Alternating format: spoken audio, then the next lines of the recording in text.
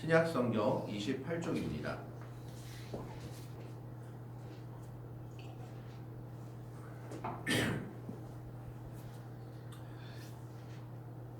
신약성경 28쪽에 있는 마태복음 17장 24절로부터 27절까지의 말씀을 교독합니다. 24절의 말씀을 제가 먼저 봉독해 올립니다. 가버나움에 이르니 반세겔 받는 자들이 베드로에게 나와 이르되 너의 선생은 반세겔을 내지 아니하느냐? 이르되 냈으다 하고 집에 들어가니 예수께서 먼저 이르시되 시몬아 내 생각은 어떠하냐? 세상 인간들이 누구에게 권세와 권세를 받느냐? 자기 아들에게나 타인에게나.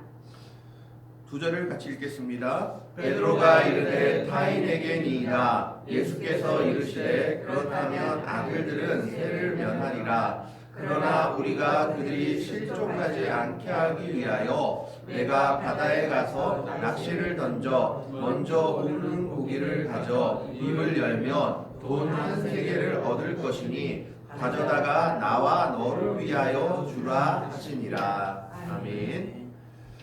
오늘 말씀은 17장에서 예수님의 변형된 모습, 이런 예수님이 주됨을 보이시고 나서 그 앞에 예수님의 고난과 부활에 대해서 다시 말씀하시고 그 후에 일어난 일들에 대해서 얘기하고 있습니다.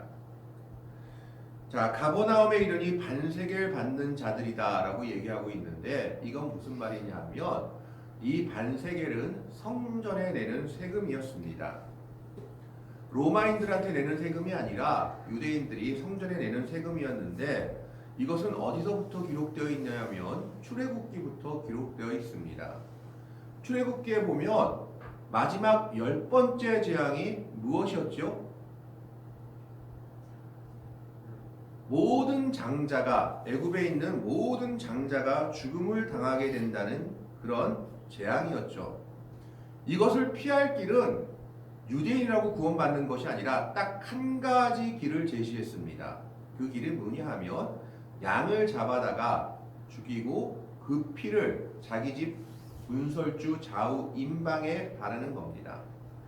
그러면 죽음의 천사가 그 집을 지나친다라고 하나님이 말씀하셨습니다. 애굽인이라 할지라도 이 하나님의 명령을 지킨다면 장자 죽음에서 건짐을 받을 수 있었던 겁니다. 어찌되었든 애굽에 있는 모든, 즉 이집트에 있는 모든 장자가 죽을 때 하나님의 명령대로 예수 그리스도의 보혈을 예표하고 있는 어린 양의 피를 집 문설방, 즉 문설주 좌우 임방에 바른 유대인들은 그 죽음에서 구원을 받았습니다. 그리고 나서 하나님께서 말씀하신 것이 무엇이냐 하면 무엇이든지 동물이든지 사람이든지 초태생, 즉 처음 난 것, 장자는 다 하나님의 것이다 라고 말씀하셨습니다. 그래서 지금도 맥추절을 지키는 이유 중에 하나가 밭에서 난 처음 것이라 할지라도 모든 처음의 것은 하나님의 것으로 돌려야 한다라고 말씀하셨기 때문입니다. 그러면 그 장자들이 무슨 일을 해야 되냐 하면 이 장자들은 하나님의 것이 되어서 하나님 나라의 일을 해야만 했습니다.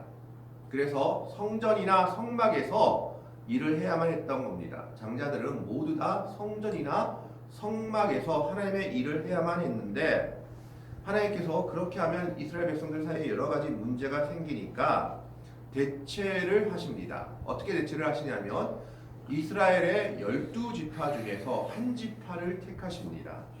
그 지파가 바로 레위 지파입니다. 그래서 사실 이스라엘은요, 가만히 보면 전부 13지파입니다. 왜냐하면 요셉 지파가 에브라임과 므낫셋으로 나뉘기 때문입니다. 근데 왜 12지파라고 하느냐? 레위 지파를 하나님이 장자 대신 택하셔가지고 이 지파는 하나님 나라의 일을 하기 위한 지파로 택하셨기 때문에, 즉 장자 대신 레위 지파가 성막이나 성전에서 일을 하도록 택하셨기 때문에 레위 지파를 제외하고 12지파라고 하는 겁니다. 그래서 이 레위 지파가 장자를 대신해서 하나님께 특별히 선택된 지파가 되어서 성전과 성막의 일을 하게 됩니다. 그런데 대신 하나님께서 이스라엘 백성들에게 한 가지 의무를 주시는데 그게 뭐냐 하면 이스라엘 백성들의 장자, 남자들은 즉 16세, 20세 이상 된 사람들은 누구든지 자기 대신 성전의 일을 하고 있는 레위 사람들과 그리고 성전과 성막을 위해서 종교세 같은 헌금을 해야만 했습니다. 1년에 한 번씩. 그게 바로 반세겔입니다. 그래서 반세겔 받는 자라는 것은 바로 이 성전세를 받는 자들이다라는 겁니다. 지금으로 말하면 참 웃긴 건데 이 당시 성전에 가기 위해서는 한 해에 한 번씩 성전 입장료와 같은 세금을 사실은 내야만 했다라는 겁니다. 그런데 이 반세겔이 어느 정도냐 하면 이 반세겔이 어느 정도의 의미일까요? 어느 정도의 그걸까요?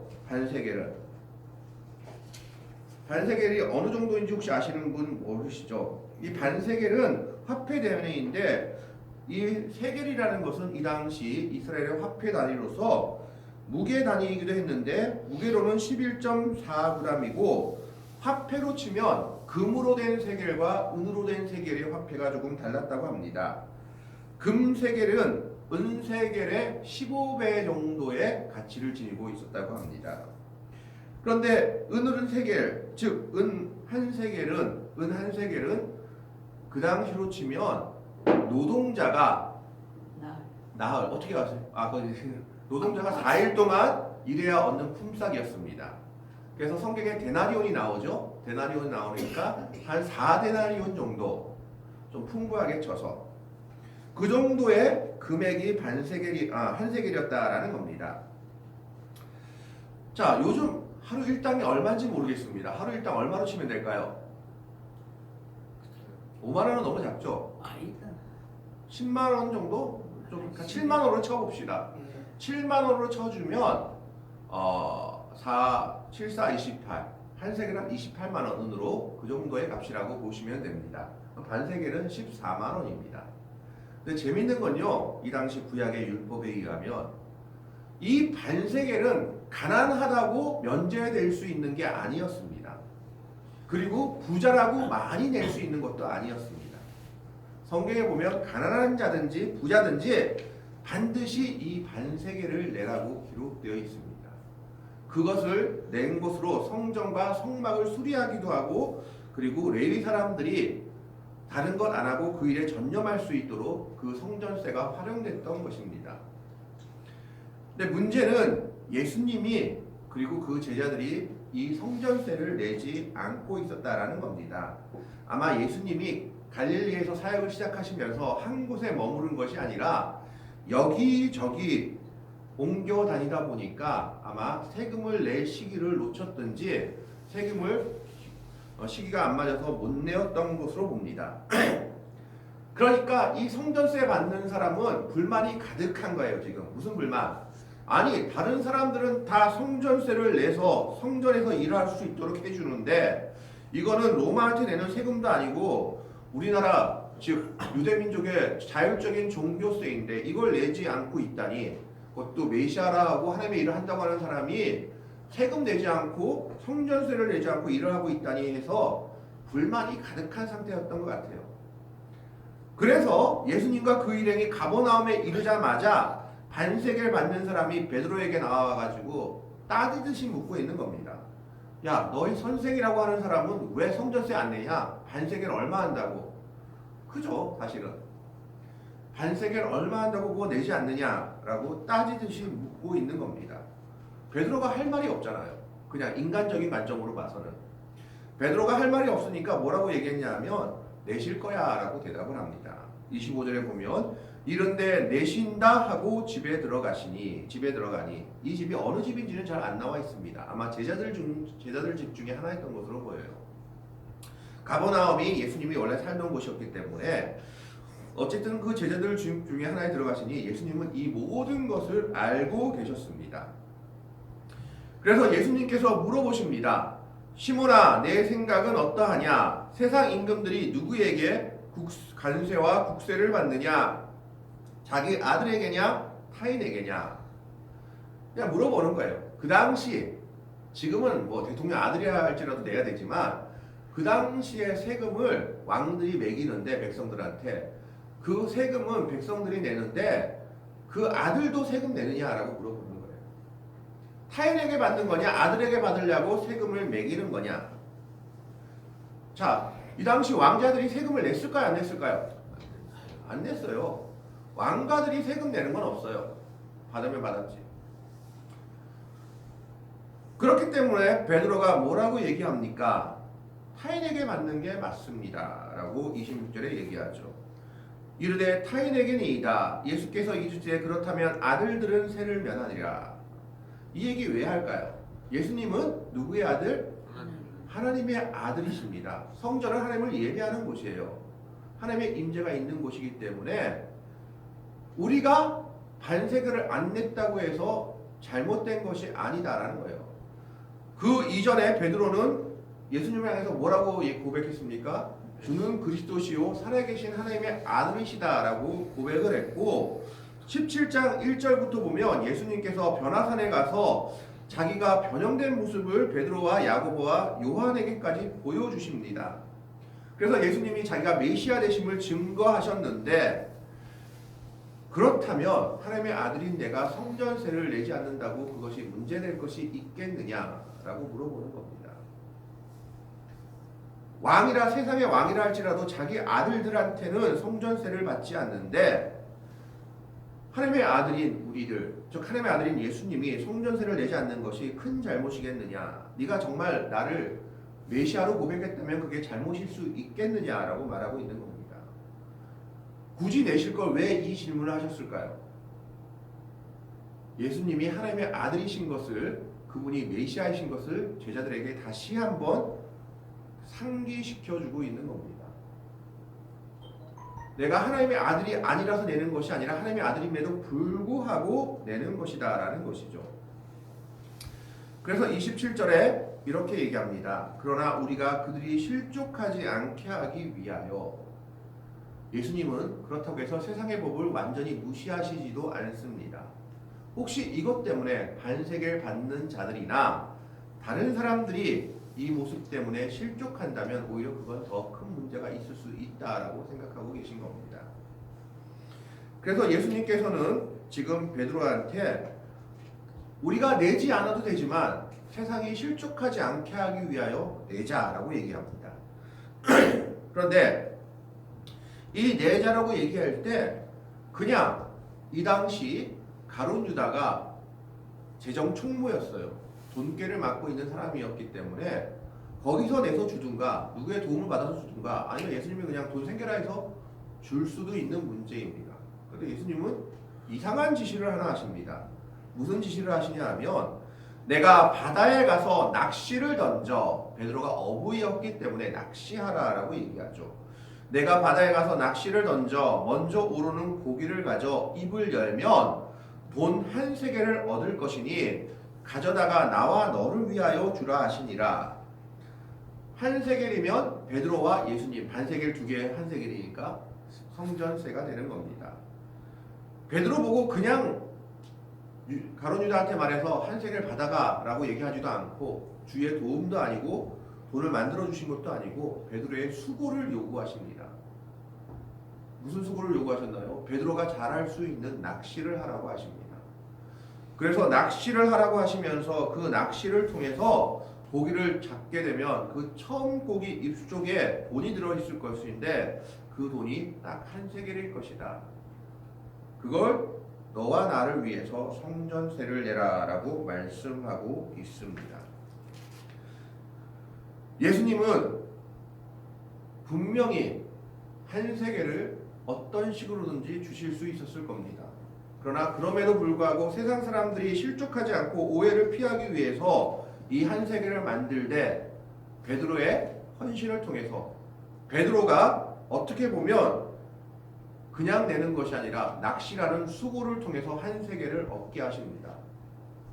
오병이어의 기적을 보십시오. 그냥 떡하고 물고기 만들어내도 되죠. 빌립이 200데나리온, 지금으로 하면 2천만 원에서 3천만 원이 모자랍니다 라고 했을 때 너희 중에 가진 게 없느냐라고 물어보십니다. 그래서 굳이 그 어린아이가 가지고 있는 물고기 5마리, 아니다, 죄송합니다. 물고기 2마리, 떡 5개, 오병이어를 통해서 기적을 베풀고 계시죠. 예수님과 하나님께서는 우리한테 놀라운 일들을 행하실 때 그냥 행하시는 것이 아니라 하나님의 백성들을 헌신을 통해서 그 헌신을 받으시고 그 헌신으로 놀라운 기적들을 이루어 가신다라는 것을 보여주고 있는 겁니다. 여기서 우리는 2가지 사실을 알 수가 있습니다. 예수님은 제자들과 사람들의 필요를 외면하지 않는 분이다라는 겁니다. 반세계를 받는 사람들이 나와서 너희 선생은 왜 성전세금 안 내냐라고 하니까 무시하지 않으십니다. 예수님은 우리의 형편을 무시하지 않으십니다. 우리의 형편이 어떠한지 아시고 우리가 무엇이 필요한지 아시고 계십니다. 그런데 그것을 이루기 위해서는 그냥 주시는 것이 아니라 헌신을 통해서, 베드로가 낚시라는 헌신, 오병이어라는 것은 그 어린아이가 자기가 먹을 것을 드리는 헌신을 통해서 놀라운 기적들을 이루신다는 것을 말씀하고 있는 겁니다. 우리의 형편을 아시고 그 형편을 외면하지 않으시되 그 모든 놀라운 형편을 하나님께서 채워주시기 위해서 하나님의 백성들이 헌신하는 모습을 통해서 그 모습에 응답하고 계시고 놀라운 일들을 이루어가고 계신다라는 것을 말씀하고 있습니다. 우리의 필요가 있다면, 정말 우리가 필요한 것이 있고 우리가 또 정말 절박한 문제들이 있다면 우리는 기도라는 헌신을 해야 됩니다.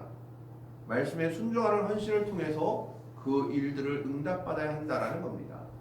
그저 막연히 예수님이 아시겠지, 하나님께서 아시겠지가 아니라 베드로가 낚시라는 수고를 통해서 예수님의 명령에 순종함으로 한 세계를 얻었듯이 우리 또한 기도와 하나님의 말씀에 순종과 헌신이라는 수고를 통해서 하나님의 놀라운 역사들을 맛볼 수 있다라는 것을 보여주고 있습니다.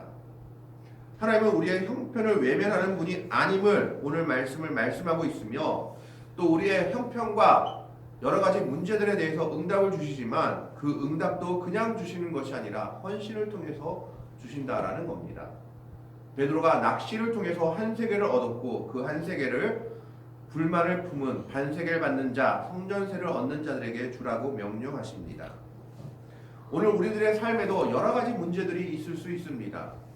성전세, 어떻게 보면 얼마 되지 않은 이 성전세지만 이 성전세도 내지 못할 정도로 어려웠던 것이 예수님과 일행들의 모습이었다라고 볼 수도 있습니다. 우리의 삶에도 정말 남들이 보기엔 크지 않을지 몰라도 여러 가지 어려운 문제들과 삶의 모든 문제들에 직면하면서 살아가고 있습니다. 그때마다 우리가 기억해야 할 것은 주님께서는 우리의 모든 형편을 아시며 외면하지 않으시는 분이시다라는 겁니다. 그렇다면 그 모든 삶의 문제들에 응답받기 위해서 우리가 해야 될 것은 헌신입니다. 베드로가 낚시라는 헌신을 통해서 오병이어의 그 소년이 자기의 것을 드리는 헌신을 통해서 놀라운 이적들을 이루셨듯이 예수님은 우리의 헌신을 통해 우리의 삶의 문제들을 해결하시고 하나님의 놀라운 일들을 이루어 가신다는 것을 기억해야 합니다. 우리가 기도의 헌신을 드릴 때, 우리가 삶의 순종의 헌신을 드릴 때, 말씀에 순종하며 나아가는 헌신을 드릴 때 그 삶들을 통해서 하나님은 우리의 형편을 아시며 우리의 모든 삶 속에 놀라운 하나님의 역사들을 이루어 주신다라는 것을 오늘 말씀을 통해서 우리에게 보여주고 있습니다. 성전세를 거둘 필요가 없었고 성전세를 낼 필요도 없었지만 세상 사람들의 실족하지 않기 위해서 베드로를 통해서 놀라운 일을 이루신 예수님, 그 하나님이 오늘 우리들을 위해서도 역시 이와 같은 일들을 행하시며 놀라운 역사들을 이루어 가실 겁니다. 오늘 성전세를 내시는 예수님의 모습을 통해서 그 예수님이 오늘 우리들과 함께 하시는 주님이시오, 오늘 우리들의 상황과 형편도 아시며 우리의 헌신을 통해서 놀라운 일들을 이루어 가실 것이라는 것을 믿음으로 받아들이며 정말 주님 앞에 헌신할 수 있는 주의 백성들, 우리의 헌신을 통해서 하나님께서 이루시는 놀라운 역사들을 맛볼 수 있는 복되고 아름다운 믿음의 성도들이 될 수 있기를 주님의 이름으로 간절히 축원합니다. 아멘. 기도하겠습니다. 하나님, 오늘은 성전세를 내시는 예수님의 모습을 통해서 정말 사람의 필요를 외면하지 않고 있는 주님의 모습을 봅니다. 세상 임금들이 아들에겐 관세를 받지 않지만 하나님의 아들로서 성전세를 낼 필요가 없다 하였어도 그들이 오해하지 않기 위해서, 그들이 실족하지 않기 위해서 한 세계를 베드로와 예수님을 위해서 내고 있는 주님의 모습을 보게 됩니다. 그 주님이 오늘 우리들과 함께 하시는 주님이신지를 우리가 믿고 의지할 수 있게 하여 주시옵소서. 그러나 베드로의 헌신을 통하여 한 세계를 얻게 되는 것을 보게 될 때 우리도 하나님 앞에 하나님의 놀라운 역사를 체험하기 위해서 기도의 헌신을 드릴 수 있게 하시고, 말씀의 헌신을 드릴 수 있게 하시고, 순종의 헌신을 드릴 수 있게 하여 주옵소서. 그래서 우리 삶 속에서 하나님께서 이루시는 놀라운 역사들이 일어나게 하시고 그 은혜들을 맛볼 수 있는 믿음의 백성들을 되게 하여 주옵소서. 우리를 외면하시지 않으시는 주님의 은혜를 언제나 기억하며 그 주님과 더불어 동행하는 믿음의 백성들이 되기를 바라며, 감사하며 우리를 사랑으로 구원하여 주신 우리 구주 예수 그리스도의 이름으로 간절히 기도하옵나이다. 아멘. 이 시간에는 찬송가 304장 찬양하시